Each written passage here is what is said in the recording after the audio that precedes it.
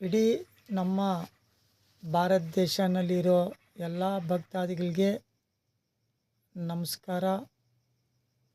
ಕರ್ನಾಟಕ, ಕೋಲಾರ ಜಿಲ್ಲೆ, Bangarapet town, doctor BR Ambedkar ರಸ್ತೆಯಿಂದ ಹಜರತ್ ಮಾತಾಡೋದು. ಸುಮಾರು 2 ಗಂಟೆ ರಾತ್ರಿ ಆಗಿದೆ. ಇನ್ನು ಬೆಳಗ್ಗೆ ಆಯಿತು ಅಂದರೆ ಮಂಗಳವಾರ ಬರ್ತದೆ. ಆಗಿದಷ್ಟು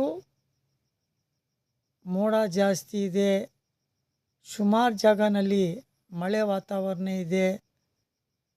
ಸುಮಾರು ಜಾಗ ಜಡಿ ಇದೆ.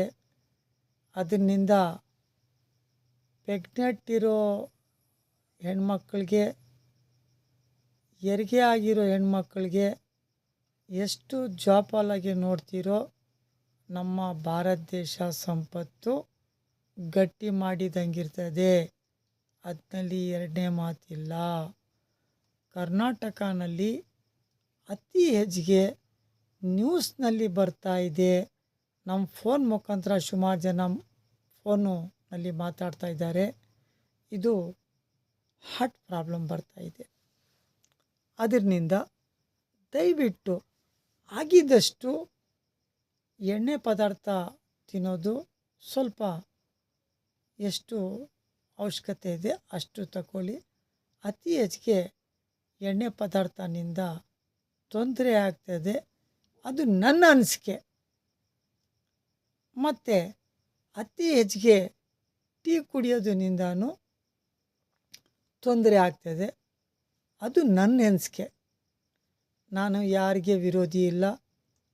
ನನ್ನ ಕೆಲಸ, ನನಗೇನು ಅನುಭವ ಇದೆ, ನಮ್ಮ ಹಿರಿಯರು, ನಮ್ಮ ಗುರುಗಳು, ನಮ್ಮ ಭಾರತ ದೇಶದಲ್ಲಿ ಏನು ಇತಿಹಾಸ ಇದೆ, 10 ಜನ ಹತ್ರ ವಿಷಯ ತಿಳ್ಕೊಂಡು ನಾನು ಪ್ರೀತಿನಿಂದ ಸಲಹೆ ಕೊಡ್ತೀನಿ ವಿನ ನಂದು ಏನು ಆದೇಶ ಇಲ್ಲ.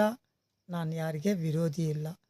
ನನಗೆ ದೇವರ ಮೇಲೆ ಭಕ್ತಿ ಇದೆ.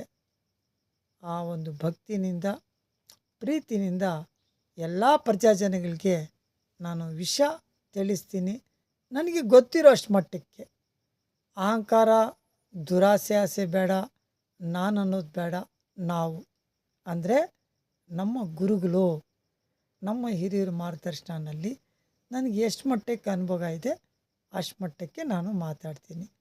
ಅದ್ರ ಮೇಲೆ ನಿಮ್ಮಿಷ್ಟ, ದೇವ್ರದ್ದು ಇಷ್ಟ. ಯಾರಿಗೆ ಉಂಟು, ಯಾರಿಗೆ ಇಲ್ಲ. ನಮಸ್ಕಾರ.